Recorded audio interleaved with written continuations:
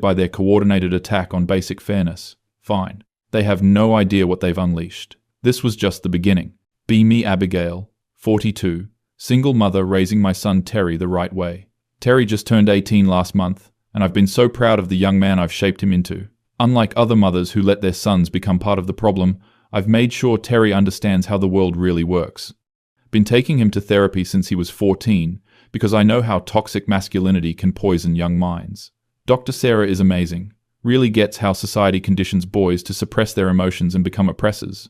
Terry's appointment is today at 3 p.m., like every Wednesday for the past 4 years. I'm in the kitchen making him a quinoa bowl because I refuse to let processed capitalist food poison his body. Hear his footsteps coming down the stairs, probably getting ready to leave soon. He walks into the kitchen looking tense, which immediately concerns me. The patriarchal structures in his school have probably been weighing on him again. Terry, sweetie, your appointment is in an hour. Did you want to talk about anything beforehand? He stops and just stares at me for a moment. There's something different in his expression today. Almost angry. Actually, Mom, I'm not going to therapy anymore. I nearly dropped the quinoa bowl. What did he just say? What do you mean you're not going? Terry, we've discussed this. Mental health is crucial, especially for young men who... I'm 18 now. I can make my own decisions about this stuff. His voice has this edge to it that I've never heard before. Clearly something has happened at school or with his friend group. Those toxic male influences are finally starting to show. Honey, I understand you feel grown up now, but therapy isn't something you just stop because you feel like it. Dr. Sarah has been helping you process. Process what exactly? Process how everything wrong in my life is because of some invisible system? He's raising his voice now, and I can see the anger building. This is exactly what Dr. Sarah and I have been trying to prevent. The masculine rage that society teaches boys is acceptable. Terry, please lower your voice. Let's sit down and talk about this rationally. No, I'm done talking rationally about irrational things. My heart is starting to race because I can see he's been influenced by something. Probably those online spaces where young men get radicalized. What's brought this on? Has someone been telling you that therapy is weak? Because that's exactly the kind of toxic messaging. Everything is toxic messaging to you. Everything is the patriarchy or society or some system designed to oppress people. He's actually yelling now, and I've never seen him like this. Something is seriously wrong, and I need to get him back to Dr. Sarah immediately. Terry, you're clearly upset about something deeper here. This kind of sudden rebellion against help is actually a symptom of what? Of me finally realizing that you've been the problem this whole time? The words hit me like a physical blow. Did my own son just say I was the problem? After everything I've sacrificed to raise him with consciousness and awareness, excuse me? After everything I've done to protect you from becoming another toxic male? Protect me? You've been suffocating me. Every problem I've ever had, you blame on society, instead of actually helping me deal with it. I can feel my own anger rising now because this is so unfair. I've dedicated my entire life to making sure he doesn't become part of the oppression machine. I have helped you deal with it. I've given you every tool to understand how these systems work. What systems, Mum? The system where I can't make friends because you've convinced me that every social interaction is about power dynamics? He's pacing now, and his face is red with anger. The system where I can't date anyone because you've taught me that attraction is just internalized misogyny? This is getting out of hand, and I need to regain control of this conversation. Terry, you're obviously going through something right now, and lashing out at the person who's tried to educate you is exactly how patriarchal conditioning works. There it is again. It's never just me having feelings or opinions. It's always patriarchal conditioning. He slams his hand on the counter, and I actually jump. I've never seen him this aggressive, and it's honestly frightening. You want to know what my biggest problem is? It's not society. It's not the patriarchy. It's not toxic masculinity. He's looking directly at me now, with pure fury in his eyes. My biggest problem is that my mother has spent my entire life convincing me that I'm either a victim or a potential oppressor, and never just a person. I can feel tears starting to form because this is so painful to hear. After all the sacrifice, all the consciousness raising, all the protection I've provided. Terry, you don't understand what I've saved you from. The world is full of systems designed to turn young men into what?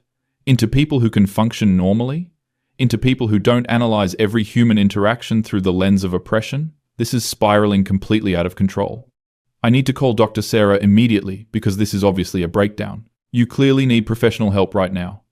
I'm calling Dr. Sarah. Don't you dare call her. I'm done with therapy. I'm done with your constant analysis of everything. And I'm done pretending that your worldview makes any sense. He's moving toward the door now, and I'm starting to panic. Terry, please don't leave while you're this upset. We can work through this. Work through this? Like we've worked through everything else by blaming it on society? I'm following him to the front door because I can't let him leave like this. When you couldn't make the basketball team, you told me it was because coaches favor traditionally masculine players instead of helping me get better. He's putting on his jacket while he's talking, and I'm getting more desperate. When Sarah Martinez wouldn't date me, you said it was because she'd been conditioned to prefer toxic masculinity instead of acknowledging that maybe she just wasn't interested. These examples are completely missing the point and show how much deprogramming he needs. Terry, those are real systemic issues that affect young men. I was trying to help you see the bigger picture. The bigger picture? The bigger picture is that I'm 18 years old and I can't handle basic life challenges because you've taught me that everything is someone else's fault. He opens the front door and I'm starting to lose it completely. This cannot be happening after everything I've invested in raising him correctly. Where are you going? You can't just run away from difficult conversations. I'm going to Dad's house. My ex-husband Gerald, who has been completely useless in Terry's development. Gerald, who represents everything wrong with traditional masculinity. Your father doesn't understand these issues the way I do. He'll just reinforce all the harmful patterns. Maybe harmful patterns are better than no patterns at all. Terry turns around, and his face is full of pain and anger. At least Dad lets me fail without explaining how my failure is society's fault. I can feel my chest getting tight, and my breathing becoming shallow. This is exactly the kind of moment Dr. Sarah warned me about, when the patriarchal programming tries to reassert itself. Terry, please come back inside. You're hurting right now, and making decisions based on pain. I'm making decisions based on finally understanding that you've been the source of my pain. He takes a step back toward me, and I think maybe he's reconsidering, but his expression just gets angrier. You want to know what I figured out? You don't actually care about helping me. You care about being right about your theories. That accusation is so unfair I can barely process it. Everything I've done has been about helping him navigate a difficult world. That's not true.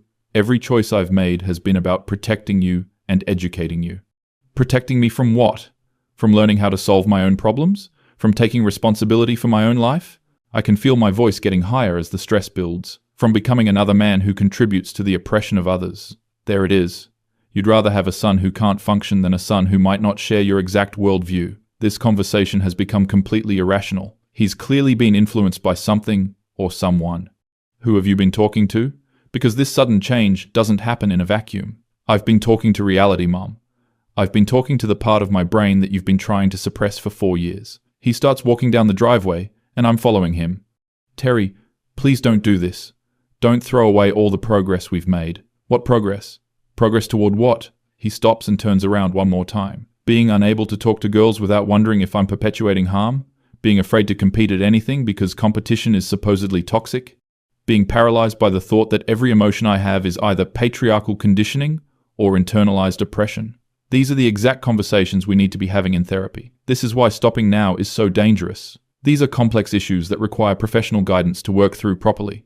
No, they're simple issues that you've made complex by filtering everything through your ideology. I can feel my control of this situation slipping away completely. My heart is racing, and I'm starting to feel dizzy. Terry, you're my son, and I love you, which is why I can't let you make this mistake.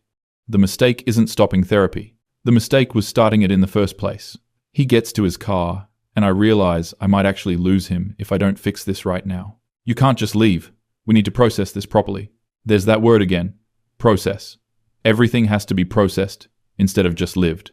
He opens his car door, and I'm starting to feel genuine panic. This is my worst nightmare coming true. Terry, if you leave now, you're proving that you can't handle difficult emotions without running away. And if I stay, I'm proving that I can't make decisions without your approval. The panic is turning into something bigger now. I can feel my chest getting tight and my vision starting to blur. You don't understand what you're doing. You don't understand how the world really works. I understand exactly what I'm doing.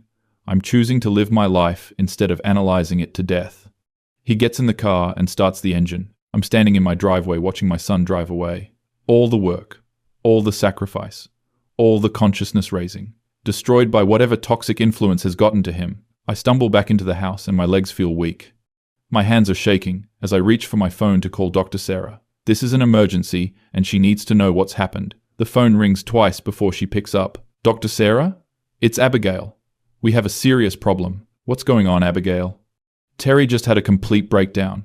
He says he's quitting therapy and he's blaming me for everything. I can hear my voice getting higher and more frantic. He's been completely turned against everything we've worked for. Someone has gotten to him. Slow down, Abigail. Tell me exactly what happened. He said I'm the problem, not society. He said I've been suffocating him, he said. I can't even repeat some of the things he said. They were so hurtful and showed how completely he's been manipulated. He said he'd rather fail on his own than succeed with my help. I see. And how are you feeling right now? How am I feeling? I'm devastated. 4 years of work just destroyed by whatever toxic messaging he's been exposed to. I'm pacing around my living room now, and I can feel my heart pounding. Dr. Sarah, you have to help me fix this. You have to call him. Abigail, Terry is 18 now. I can't call him without his consent. This answer is completely unacceptable. She doesn't understand the urgency of this situation. But this is exactly the kind of crisis we've been trying to prevent. This is the patriarchal backlash we talked about. I understand you're upset, but we need to respect Terry's autonomy here. His autonomy? His autonomy is being compromised by toxic influences. I can feel my breathing getting faster and my voice getting louder. Dr. Sarah, you don't understand. He's going to his father's house. Gerald will undo everything we've accomplished. Abigail, I think we should schedule a session for just you to process these feelings. I don't need to process anything. I need Terry back in therapy before it's too late. The frustration is overwhelming now. Nobody seems to understand how serious this is. This isn't about my feelings. This is about saving my son from becoming another toxic male. I hear that you're very concerned, but right now, Terry has made a decision about his own mental health care. I hang up the phone because this conversation isn't going anywhere productive. Dr. Sarah is clearly not grasping the severity of the situation. I need to think about this strategically. Terry is angry right now, but anger is just pain underneath. He's been hurt by something, or someone, and he's taking that pain out on the person who's tried to protect him his whole life. I call Gerald, even though talking to him always makes me feel worse. He answers on the third ring, with that annoyingly calm voice. Hey Abigail, what's up? Terry is on his way to your house, and he's having some kind of breakdown. What kind of breakdown? I can tell Gerald is going to minimize this like he always does. He quit therapy, and he's blaming me for all of his problems instead of understanding how systemic oppression works. Okay, slow down. What actually happened? What actually happened is that 18 years of conscious parenting are being destroyed because he can't handle the complexity of real social justice work. There's a pause on the other end. Abigail, maybe Terry just wants to make his own choices about therapy. His choices are being influenced by toxic messaging. This isn't a real choice. It's a reaction to patriarchal conditioning. Or maybe he's just 18 and wants some independence. Gerald's inability to see the deeper issues is exactly why Terry needed therapy in the first place. Independence? Independence to become another unconscious male who contributes to oppression? Jesus, Abigail. Do you hear yourself right now? I can feel my anger building because Gerald has never understood what's at stake. Do I hear myself advocating for my son's consciousness and well-being? Yes, I hear myself perfectly. You hear yourself turning everything into a political battle instead of just being a mom. That accusation hits me like a slap. After everything I've sacrificed to be the right kind of mother, I am being a mom. I'm being the kind of mom who doesn't just let her son drift into toxic patterns. Terry isn't drifting into toxic patterns. He's trying to become his own person. I can feel tears starting again because nobody understands. His own person? His personhood is being shaped by systems he doesn't even recognize. Abigail, I think you need to step back and let Terry figure some things out for himself. Step back? While he's being influenced by harmful messaging? My voice is getting louder again, and I know I sound frantic. But this is my son's future we're talking about. I'm not stepping back while everything I've worked for gets destroyed. Everything you've worked for? What about what Terry wants? Terry doesn't know what he wants. He's 18, and he's been compromised by toxic influences. Gerald sighs, and I can tell he's about to say something condescending. Abigail, maybe the toxic influence Terry is trying to get away from is you. The words hit me so hard, I actually gasp. My own ex-husband just echoed the same hurtful thing, Terry said. How dare you say that to me? After everything I've sacrificed. You've sacrificed Terry's ability to just be a normal kid. I hang up on him because I can't listen to this anymore. Both Terry and Gerald are completely missing the point. They don't understand that normal isn't good enough. Normal means unconscious, and unconscious means perpetuating harm. I'm sitting on my couch now, and I can feel my chest getting tight again. My hands are shaking, and I'm having trouble catching my breath. This is all happening too fast. 18 years of careful, conscious parenting. 18 years of protecting Terry from toxic influences. 18 years of sacrifice and education and awareness building. destroyed in one afternoon. I need to think about what could have caused this sudden change. Terry was fine last week at therapy. Dr. Sarah said he was making progress on understanding internalized masculine norms. Something specific must have happened. Maybe something at school. Or maybe he's been secretly consuming toxic content online. Those spaces are specifically designed to turn young men against feminist consciousness. They use emotional manipulation to make boys feel like victims. That would explain the sudden anger and the rejection of help. I need to call Dr. Sarah back and explain this theory. She needs to understand that this isn't just teenage rebellion. This is deliberate programming designed to create backlash. I dial her number again, but it goes to voicemail, probably dealing with other patients who don't understand the urgency of patriarchal influence. Dr. Sarah, it's Abigail again. I think Terry has been exposed to anti-feminist content online. The sudden nature of this change suggests deliberate influence. Please call me back as soon as possible. I hang up and try to think of other resources. Maybe I can reach out to some of the other conscious mothers in my community, women who understand what it's like to raise sons in a toxic culture. I text Rebecca, who has 2 boys and has been dealing with similar challenges. Emergency situation with Terry. He's rejecting therapy and blaming me instead of recognizing systemic issues. Any advice? She responds within minutes. Oh honey, I'm so sorry. How old is Terry now? Just turned 18. I think he's been influenced by toxic online spaces. That's such a difficult age. They think they know everything. At least Rebecca understands the situation. Unlike Gerald, who thinks this is just normal teenage behavior, I'm terrified he's going to become another unconscious male who perpetuates harm. You've done everything you could, Abigail. Sometimes they have to learn the hard way. But learning the hard way means causing harm to others. It means becoming part of the problem instead of part of the solution. I can't just let him drift into toxicity without fighting for his consciousness. I know, but he's 18 now. Legally, you can't force therapy. The legal reality doesn't change the moral reality. I have a responsibility to protect not just my son, but everyone he might harm. Rebecca, what if your son was about to join a hate group?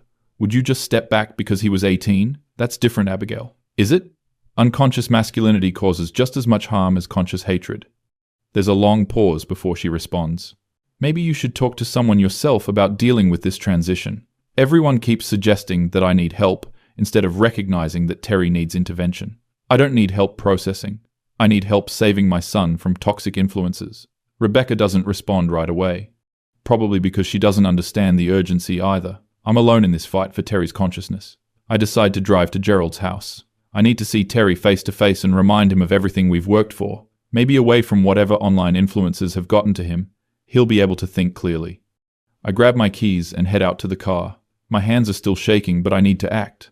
Sitting at home isn't going to save Terry from becoming another toxic male. The drive to Gerald's house gives me time to think about what to say. I need to approach this strategically. Terry is clearly in pain, and he's projecting that pain onto me.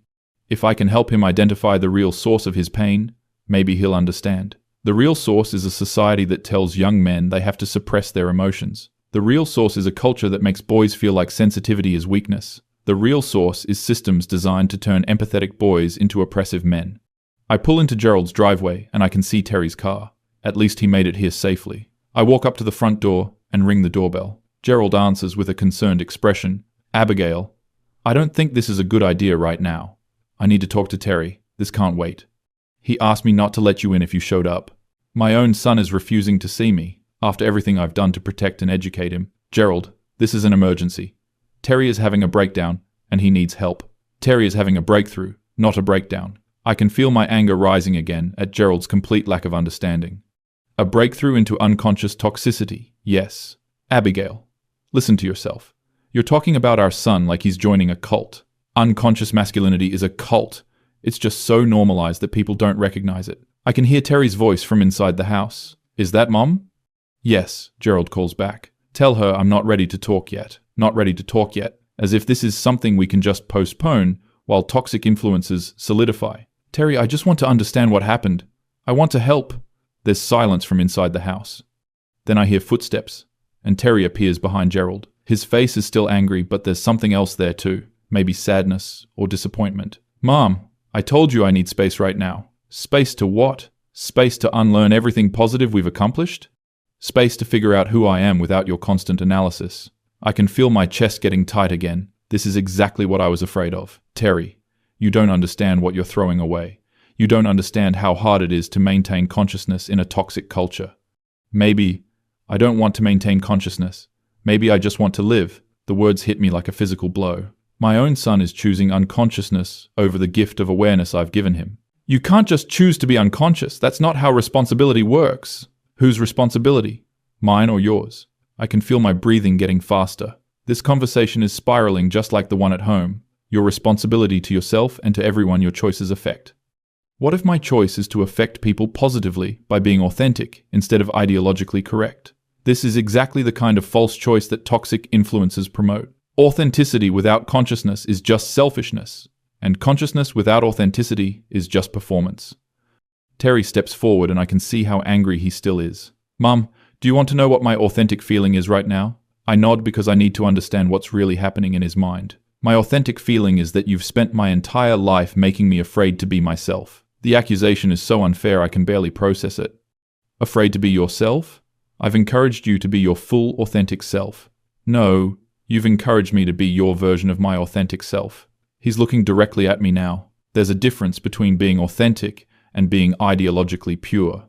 I can feel tears starting again because this is so painful. Terry, ideology isn't separate from authenticity. Your beliefs shape who you are, but you chose my beliefs for me. You never let me figure out what I actually think about anything. This is completely backwards. I gave him the tools to think critically about everything. I gave you critical thinking skills.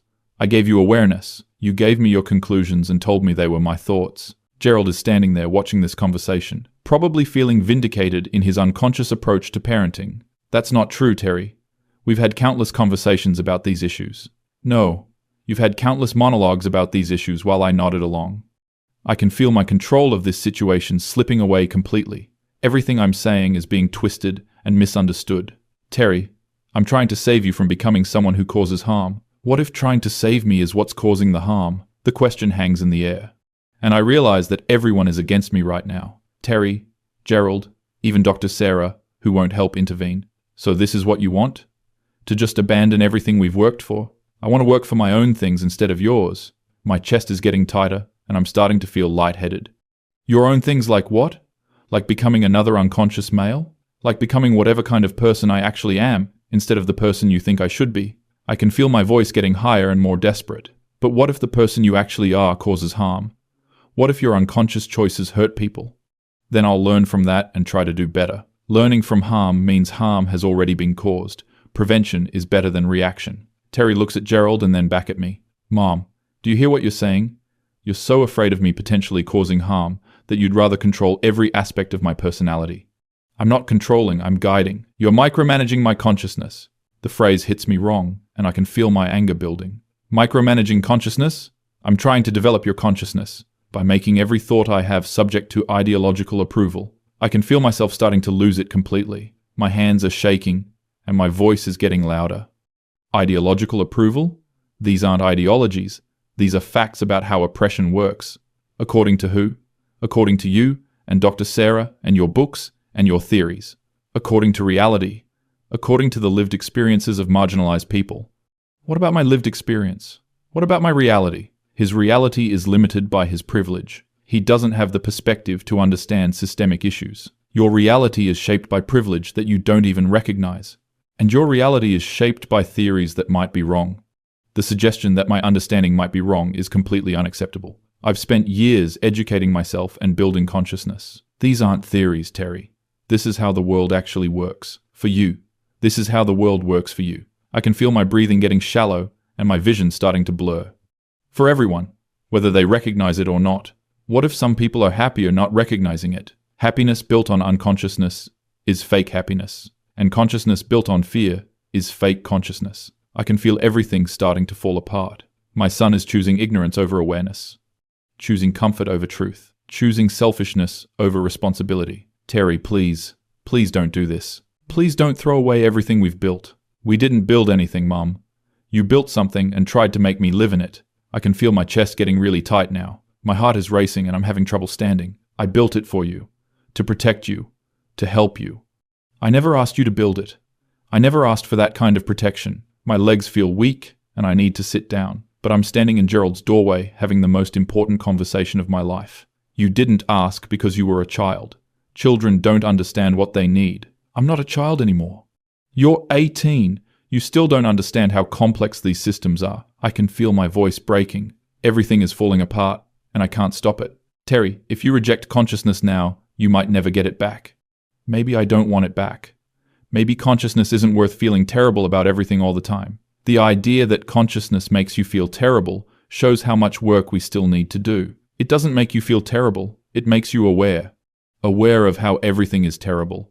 Aware of how everyone is either a victim or an oppressor. I can feel myself starting to hyperventilate. That's not what consciousness means. That's exactly what it means in our house. Everything is analyzed. Everything is problematic.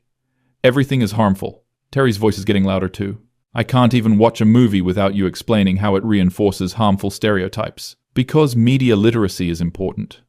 I can't make a friend without you analyzing the power dynamics. Because social awareness is important. I can't have an opinion without you tracing it back to my conditioning. Because critical thinking is important. I can feel my chest getting really tight and I'm starting to panic. Terry, all of those things are important.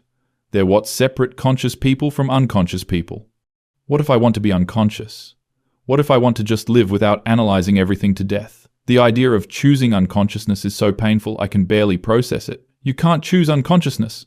Once you know how systems work, you can't unknow it. Then maybe I never really knew it. Maybe you just convinced me I knew it. I can feel my breathing getting really fast now. My hands are shaking and I feel like I might collapse. Terry, please don't say that. Please don't throw away 18 years of education. I'm not throwing it away. I'm choosing something different. Choosing what? Choosing ignorance. Choosing authenticity over ideology. They're not separate. Your ideology is part of your authenticity. No, your ideology is part of your authenticity. I need to find my own. I can feel myself starting to completely lose control. My son is rejecting everything I've taught him. Everything I've sacrificed for. Everything I've built our relationship around. Terry, if you reject feminist consciousness, you're choosing to become part of the problem. What if the problem isn't what you think it is? The problem is patriarchal systems that oppress marginalized people. What if the problem is reducing everything to oppression and power dynamics? I can feel my heart racing and my vision getting blurry. This conversation has become completely unhinged. Those aren't reductions. Those are the actual structures that govern social relationships. According to your books and your theories, and your therapist. According to reality, your reality. I can feel everything starting to spin. My chest is so tight I can barely breathe. My son is choosing unconsciousness over consciousness. Choosing selfishness over responsibility. Choosing comfort over truth. Terry, please don't do this to me. I'm not doing this to you. I'm doing this for me. For you? What about everyone you might harm? What about the harm you've already done to me? The accusation hits me like a slap. Harm that I've done, after dedicating my entire life to protecting him from harm. What harm? What possible harm could consciousness and awareness cause? The harm of never being allowed to just be a person instead of a political statement. I can feel my legs getting weak. I need to sit down, but there's nowhere to sit. You are a person. A conscious, aware, responsible person. I'm a project. I'm your proof that you're a good feminist mother. The words hit me so hard I actually gasp. My own son thinks I see him as a project. That's not true. It is true. Every choice I make reflects on your parenting. Every opinion I have gets evaluated for ideological purity. I can feel tears streaming down my face now. Terry, that's not fair. Everything I've done has been about love. Love doesn't require constant surveillance. It's not surveillance. It's guidance. It's control disguised as care. I can feel my breathing getting really shallow. My heart is pounding and I feel like I might faint. Terry, please. I can't lose you. You're not losing me. You're just losing control of me. I never wanted control. I wanted consciousness. You wanted me to have your consciousness, not my own. I can feel everything collapsing. 18 years of work. 18 years of sacrifice. 18 years of love and protection and education. Reduced to control and surveillance and manipulation. I gave you everything. I gave you awareness and critical thinking, and you gave me fear. Fear of being wrong. Fear of being harmful. Fear of being unconscious. My chest is so tight I can barely speak. Fear of those things is appropriate. Those things are harmful. Being terrified of your own thoughts is harmful. I can feel myself starting to hyperventilate. Everything is falling apart and I can't fix it. Terry, please come home. Please let me help. I don't want your help anymore, Mum. The words hit me like a physical blow. My own son doesn't want my help. After everything I've sacrificed to give him the best possible guidance. You need help. Everyone needs help navigating these complex systems. Maybe I need help, but not your kind of help. What other kind of help is there? Help that doesn't come with conditions about who I'm supposed to become. I can feel my vision getting blurry and my legs getting weak. I never put conditions on you. I just wanted you to be conscious. Conscious, according to your definition of consciousness. There's only one definition. Either you're aware of systemic oppression or you're not. What if there are other things to be aware of besides oppression? The question doesn't even make sense. Oppression is the fundamental structure that shapes everything else. Like what? What else is there besides understanding how power works? Like understanding how people actually feel about their own lives. People's feelings are shaped by systems they don't understand. Maybe your understanding of systems is shaped by feelings you don't recognize. I can feel myself completely losing control now. My son is questioning the fundamental basis of everything I believe. My understanding is based on research and education and lived experience. Whose lived experience? Yours or mine? Mine is irrelevant because I have privilege. What if privilege isn't the only thing that matters about a person? I can feel my heart racing so fast it hurts. My hands are shaking and I'm having trouble standing. Privilege is the fundamental factor that determines your relationship to systems of oppression. What if some people relate to the world in ways that don't fit your system? I can feel everything spinning around me. My son is rejecting not just my guidance but my entire worldview, the foundation of everything I've built our relationship on. Terry, please. Please don't do this. Please don't choose unconsciousness. I'm not choosing unconsciousness. I'm choosing my own consciousness. There's no such thing as your own consciousness. Consciousness is objective. According to who? According to everyone who understands how oppression works. What if understanding oppression isn't the most important thing in the world? The suggestion is so painful I can barely process it. Understanding oppression is the foundation of being a good person. It's the foundation of not causing harm. What if your obsession with not causing harm is causing harm? I can feel my chest getting so tight I can't breathe. My vision is blurring and I feel like I might collapse. That doesn't make sense. It makes perfect sense. You've been so afraid of me becoming harmful that you've made me afraid of being human. I can feel myself starting to hyperventilate. Everything I've worked for is being destroyed. Human? What do you think being human means? Making mistakes, learning from them, forming relationships, having experiences that aren't filtered through ideology. Ideology isn't separate from experience. Your ideology shapes your experience. Your ideology shapes your experience. I want to see what my experience shapes. I can feel my legs giving out. I need to grab onto something, but there's nothing there. Terry, please, I'm begging you. Please don't throw away everything we've built. We never built anything together, Mum. You built something and expected me to live in it. I can feel myself starting to completely break down. My son is rejecting 18 years of love and sacrifice and education. I built it because I love you, because I wanted to protect you. I know you love me. But love isn't supposed to be a cage. The word cage hits me like a physical blow. I never built a cage. I built awareness. It's not a cage. It's consciousness. It's freedom from unconscious harm. It's freedom from choice. It's freedom from authenticity. It's freedom from being myself. I can feel myself sobbing now. My chest is so tight and my heart is racing so fast. Terry, please, please don't leave me. Please don't become someone who causes harm. Mum, the person who's caused me the most harm is you. The words hit me so hard I actually scream. A short, sharp scream of pure pain. My own son just said, I'm the person who's harmed him most. That's not true. That can't be true. Everything I've done has been to protect you from harm. You've protected me from everything except you. I can feel myself completely falling apart.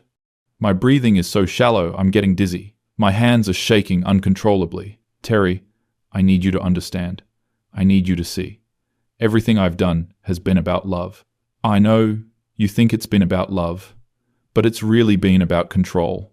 Not control, guidance, protection, education. Mom, you're having a breakdown right now because your 18-year-old son wants to make his own choices about therapy. The observation hits me because it's true. I'm having a breakdown, but it's because something precious is being destroyed.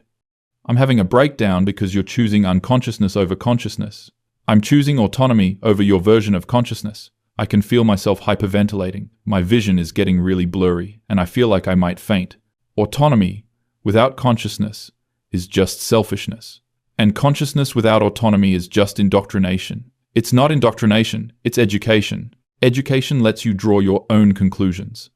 Indoctrination gives you the conclusions first. I can feel myself completely losing it, sobbing and hyperventilating and shaking. Terry, please, please come home. Please let me help you understand. I understand perfectly, Mum. I understand that you love me, and I understand that your love is conditional on me agreeing with you. It's not conditional. I love you no matter what. Then prove it. Let me make my own choices without having a breakdown. I can feel my heart pounding and my chest getting tighter. I can't watch you choose unconsciousness. I can't watch you become harmful. You can't watch me become myself. Yourself without consciousness isn't yourself. Myself without your consciousness might actually be myself. I can feel everything falling apart. My son doesn't want my consciousness. My son doesn't want my protection. My son doesn't want my guidance. 18 years of sacrifice reduced to indoctrination and control. I'm sobbing so hard I can barely speak. Terry, please, please don't do this. Please don't leave me. I'm not leaving you, Mom.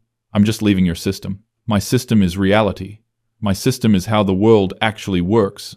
Your system is how you need the world to work, so you can feel like you're doing everything right. The accusation hits me like a slap. Everything I believe reduced to my own need to feel right. That's not true. These are real issues, real systems. They might be real, but they're not the only real things. I can feel myself completely breaking down, hyperventilating and sobbing and shaking uncontrollably. Terry, I can't lose you. I can't watch you become unconscious. You're not losing me. You're just losing your project. I feel myself crumple. My legs give out, and I'm sitting on Gerald's front step, sobbing and hyperventilating and feeling like I might die.